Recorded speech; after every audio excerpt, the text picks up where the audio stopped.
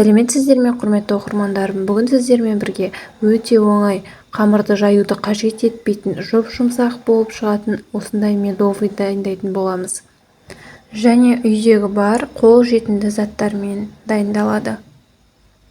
Видеоның соңына дейін көріп, каналға тіркеліп, лайк басып, комментарий жазып, өз ойларыңызды білдіре отырыңыздар. Бұл пайдалы кеңестер каналы міндетті түрде тіркеліп алыңыз. Енді алдымен ыдысымызға майымызды саламыз. Үстінен балымызды салып, екеуі біркелкі болғанша әдемілеп ерітетін боламыз.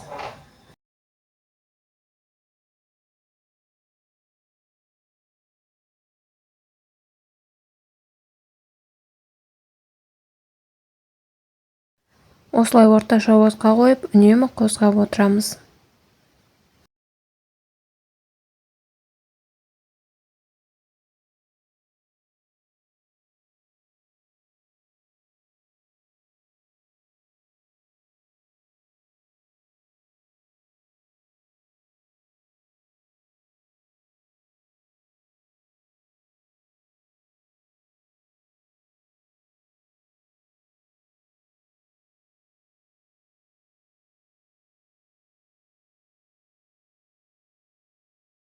Осылай біркелкі болып еріп, қоңырқай түске ене бастаған кезде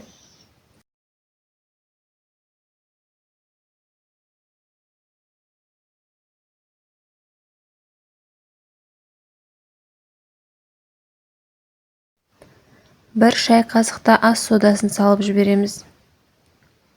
Және ол осылай көпіршіп, қоңырқай түске енетін болады. Қоңырқай түске енген кезде газды сөндіріп, кішкене уақыт суыта тұрамыз.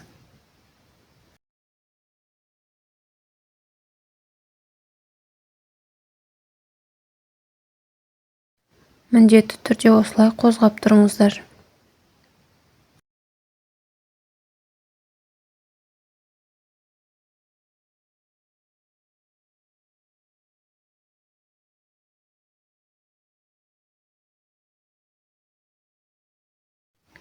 Осы видеода көргендеріңіздей осылай қоңырқай түске енеді.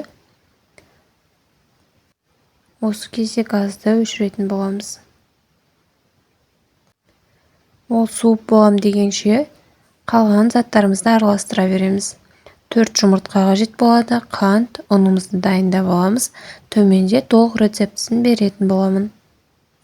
Жұмыртқаларымызды жарып, оның үстіне қантымызды салып, екеуін әдемілеп араластырып аламыз. Араластырған кезде көлемі 2 есе үлкею керек және кішкене ағарыңқырап қанты еритін болады. Сол кезде ғана қалған заттарымызды үстіне салуымызға болады.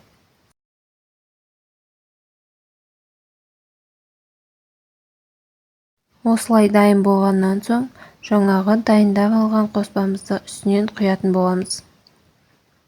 Енді екеуін бір қалыпты етіп араластырып аламыз.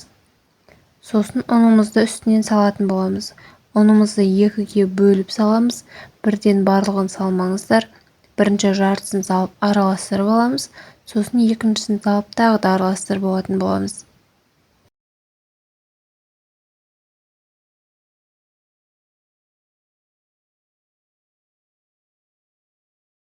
Араластырған кезде толық ұнның түйіршіктері кетуі қажет, бір массаға ену керек. Соған міндетті түрде мән беріп араластыруымыз қажет. Мен осы дайын болған қоспамызды 2 противенге бөліп пісіретін боламын.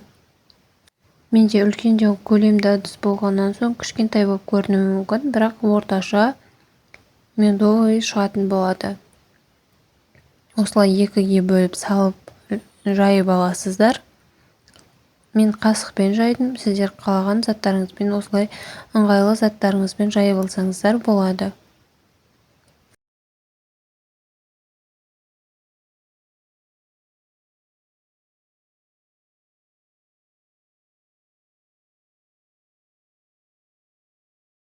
Осылай жайып 7-10 минутта пісіріп алатын боламыз.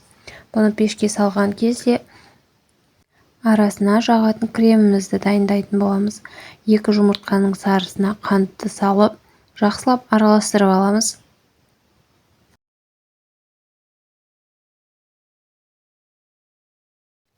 Оның үстінен сүтімізді құямыз және крахмалымызды салып аламыз. Барлығы бір қалыпқа енгенше қозғап аламыз.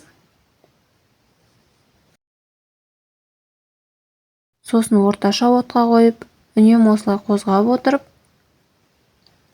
міндетті түрде осы кремді дайындап көріңіздер. Бірінші рет дайындағаннан шығатын крем өте оңай әрі жеңіл, үйдегі бар заттардан дайындалады. Осылай қозғап отыру арқылы қоюлана түскен кезде, қайнаған кезде сразу қоюланып кетеді. Міндетті түрде қозғап отырыңыздар. Осылай қою массаға келген кезде суытуға қоямыз. Суығаннан соң ғана арасына жағуға болады. Жаңағы пешке салған корждарымызды тексеріп алатын боламыз. 200 градуста осылай пісіп шықты. 2 корж шығады. Осыны ортасынан әдемілеп, шет-шетін кесіп аламыз.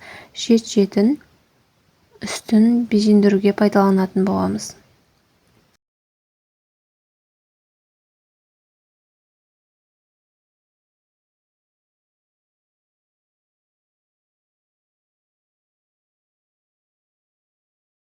Мен 4 қабатта істеу үшін осылай 2 коржды тағы ортасынан бөліп, әдемі пішінге келтіріп алдым.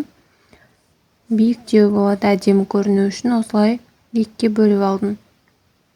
Сіздер өздеріңіз қалауларыңыз бойынша 2-ке бөлсеңіздер де болады, бөлмесеңіздер де болады. Арасына осылай кремді жағып шығатын боламыз. Крем жақпастан бұрын сүтпен пропитка жасап алсаңыздар да болады. Сонда корждарыңыз сулы, жұмсақ, әдемі болып шығатын болады. Құрғақ болып қалмайды.